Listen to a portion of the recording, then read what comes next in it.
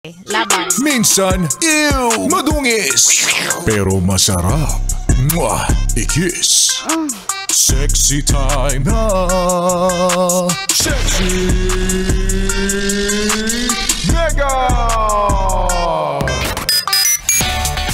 Ay, nakakaantok naman yung mga ganyan tugtog.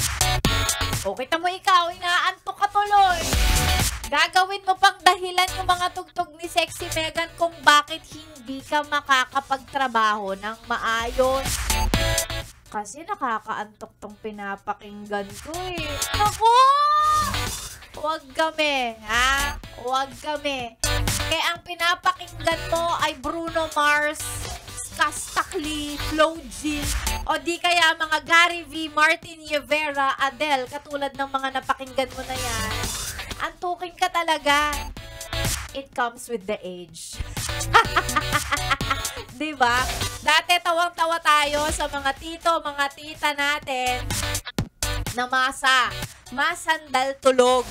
Wala si tito, oh. Hindi na tayo lalayo sa mga tatay natin, yung mga magsasabi na, manonood lang ako ng TV, tas maya-maya malingat ka, ay tulog na. Mga masandal tulog. It comes with the age, lalong-lalo na kapag kaganyang medyo tumatanda ka na, na-accumulate na kasi yung pagod natin sa buhay. Yung pagod na hindi na kayang maibsan ng mga rest day. Diba? Nag-day off, pero pagpasok, ganun pa rin, pagod, inaantok, naiintindihan kita. Huwag mong idahilan yung mga magaganda kong kanta kung bakit ka inaantok ngayon, parang gusto mong maidlip, gusto mong matulog. Naku! Again, ikaw na mismo yan. Ikaw yan, antuking ka. Saka ganun talaga kapag nasa trabaho, mas nakakaantok. Diba? Pag nasa trabaho, inaantok, walang gana, lupaypay, nanlalambot. Pero tingnan mo, pag niyaya mag-outing yan, tara, takbo tayo. Gising tayo 3 a.m. 3 a.m. anak ng tokwa, tapos tatakbo 5 kilometers. Okay ka lang? Tapos ang taas ng energy, talagang, ay, sige, takbo tayo. Pero pag nasa trabaho, walang gana. Inaantok. Alam ko yan, ha? Kurutin kita ng nail cutter, eh. Ngayong araw po ng Wednesday, itawid natin ito. Opo, kalagitnaan ng linggo. At least malayo na sa Monday, pero malayo pa rin sa next weekend.